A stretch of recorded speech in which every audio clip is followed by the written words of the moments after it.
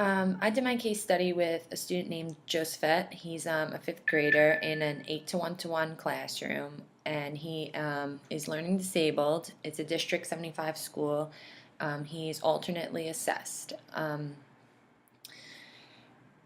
When I administrated, I started 2 levels below his grade level, and from there he became very frustrated very quickly. So I quickly had to move down, and as I moved down, he was not getting any of the words correct until I was at the second grade level the spring semester, and his word recognition was significantly below level. His oral reading ended up with independent level being first grade, instructional being the second grade first half of the year, and frustrational level was the second grade spring second part of the year.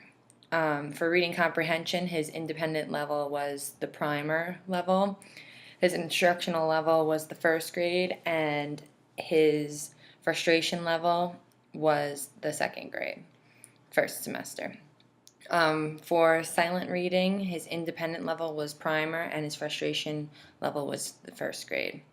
He had most trouble answering comprehension questions that were literal, required you to know the word meaning, or were inference questions. He also did not stop at periods or commas when he was reading, and that's it. Based on these observations, I was able to come up with several interventions since he's 3 grade levels below, several strategies, and I think that these should be done in one-to-one setting or in small group. His word identification skills will need to come before we work on the comprehension skills, because if he can't read the word, how is he going to be able to comprehend it?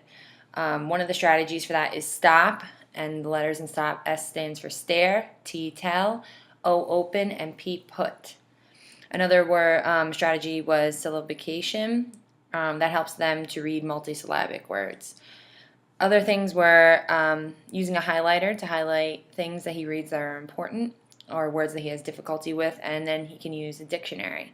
I was teaching him how to use a dictionary to look up words and find their meaning, and also how to look them up online. Another thing I noticed was his intonation and effect when he was reading were he was very monotone. So one of the things I suggested, since he loves Star Wars and is very motivated by it, was for him to be able to read scripts of it with a friend, and that was something that was very motivating for him, so he could work towards being able to do that in the classroom. He skipped over the commas and periods, like I said, so we went through and had him highlight them so he would recognize where they were, and then practice reading the passage, stopping where the highlighter was so he knew it was a reminder for him, and eventually worked taking the highlighter away.